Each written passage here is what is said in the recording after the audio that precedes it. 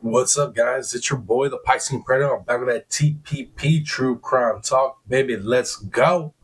All right, guys, I got a good one for you. Start of a new trial. But before we jump into that one, can you guys do me a huge favor? Smash that like.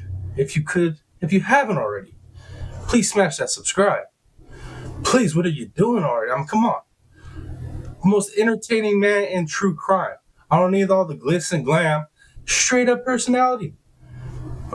Come on, what are you waiting for? It's free to do. Just hit the button.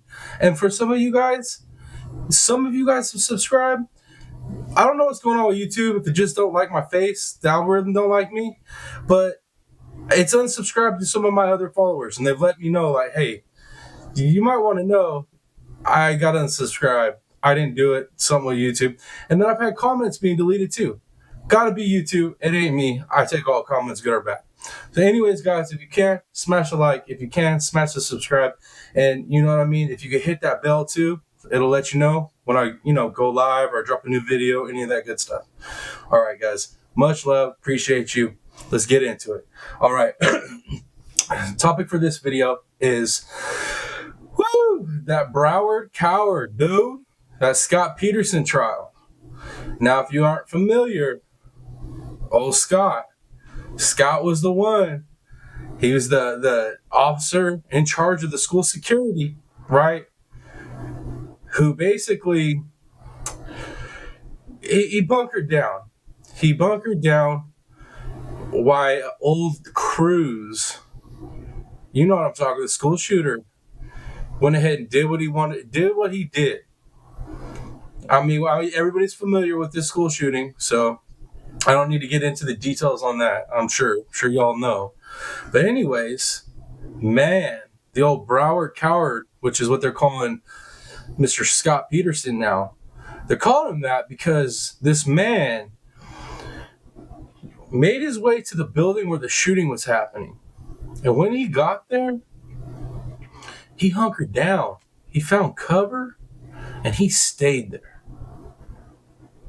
Right? Now, be understandable. You know what I mean? If he was like just your average person, like your average person doesn't know how to, they're not going to have a firearm. Two, they're not going to know rules of engagement or how to engage in a shootout. And then three, they're not trained. The average person is not trained to go towards the fire, towards the shooting. But as we all know, that's what law enforcement's trained for. They're trained to use their firearms. They're trained to know how to deal with a gunfight. And they're trained that when they're in a active shooter situation, they go towards the gunfire. They're trained to do it. Now, until this trial started, I didn't know how I was going to feel about it. I heard the little hearsay in the clips here and there about old Peterson and him getting the nickname of the Broward Coward. And I wasn't sure if that was justified or if they were just choosing him to throw under the bus, you know what I mean? Because somebody needs to be to blame, and you know how it could be. You know how it could be with the politics. But 3 days in, because this is a recap of day 1, 2, and 3, guys. 3 days in, bruh, I'm telling you right now, that name is well deserved. Because, yeah, he jumped in a golf cart. He made his way to the building where the shooting's supposed to be happening. And then when he gets into the building, he finds cover and he does not move. You're talking about kids got shot up. Bro. And you didn't try to go in and find this individual and neutralize him? It's fucking crazy. Oh, I guess that's easy for me to judge, right? Easy for me. I wasn't there. But I'm not judging this based off of what I think I would have did.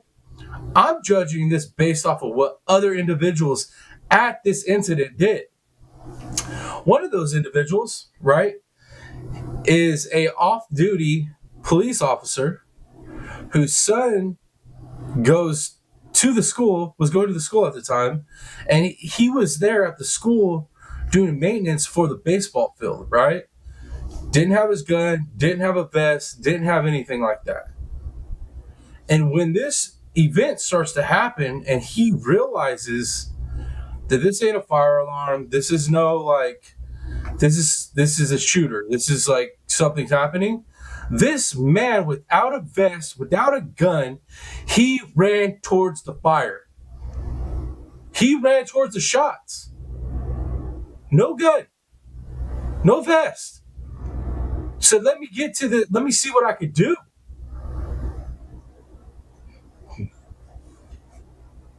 Man. And then here's the thing, is we've had 3 days of testimonies and witnesses. And every single one of the law enforcement officers from 2 different agencies, when they showed up, they went into action. They literally went into action. And I mean, God, dude. And the gentleman that I was previously talking about, I mean, this dude made his way close to the building where the shooting had been taking place, finds, one coach is down, gets with another guy, and they're trying to figure out how to help. Sees a kid down, helps a kid, gets this kid out of the situation, right?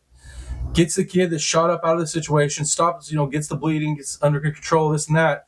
And when law enforcement agents show up, this man gets a vest on and gets a gun, and he's going back in. So, like, think about how much time has passed, right? Where individuals that weren't equipped to deal with the problem, that were trying to go in and deal with it, and the individuals that were equipped with the problem that showed up, went immediately into action. All this time span, Scot Peterson's bunkered down in a spot inside the building where the shootings actually took place. Bruh. And it's easy for me to sit up here and, like I said, passing judgment based on what other people did in the situation and what this guy didn't. But he is the lead. It's his school. He's literally the guy. He's the guy who's supposed to be going in and neutralizing the threat. They literally had just done training on this. Literally just had done training for this specific type of thing. And this man buckled. And his lawyer wanted to sit there and, like, question witnesses that, knew Scot Peterson at school. Scott would jump in and break up any fight with no hesitation, right? Oh, yeah, sure. Yeah, he said this to multiple people that knew him at the school. But we ain't talking about a damn fist fight between 2 youngsters. We're talking about somebody's dumping rounds. Somebody's dumping rounds at a school filled with children, and you're going to get to the building, act like you're responding, and then find a spot to hunker down instead of going down them hallways with your 9 and finding this shooter and eliminating him? Come on, man. And it's crazy, too, because it was like a lot of the law enforcement agents that showed up, the different, levels, officers, patrol, this, that, all the different ones that showed up, went into action, right? And when they realized that the shooter had already got off campus, dude, they were all upset. They all felt like they failed because they didn't eliminate this guy. They didn't show up in time to stop him from doing what he did, killing all the kids that he killed, and stopping him. They felt like they failed. Even though they showed up and did the best they could as fast as they could, they still feel like they failed. And old Scott, he don't feel like he did anything wrong. Doesn't feel like he did anything wrong. And let me pull up. I'll pull it up for you guys real quick. Let me pull up what he's facing, the charges he's facing. Okay, so the charges he's facing, right? Let's see. Faces 7 counts of felony child neglect, 3 counts of culpable negligence, and 1 count of perjury. Bruh, let me tell you right now, this man's gonna get hit with all of them.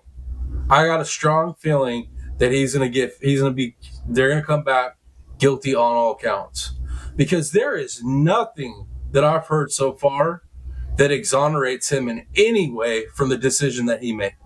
It's like he had the ability to show up to work with a vest. He chose not to. He had the ability to use the firearm, right, that he has, and he did not. He bunkered down, and he did not do a damn thing to save those children. He didn't.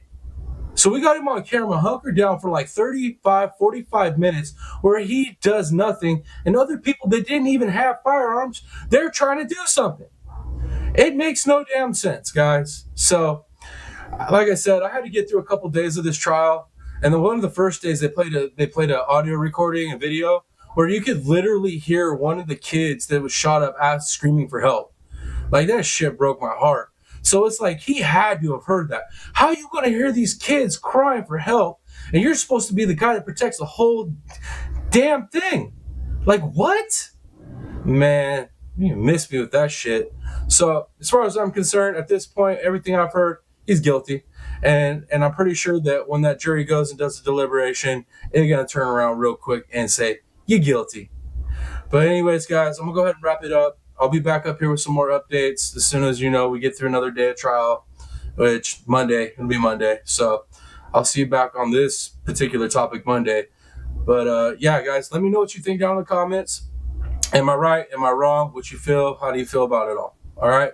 But anyways, it's your boy, the Piscine Predator. And until next video, y'all, much love. I'm out. Peace.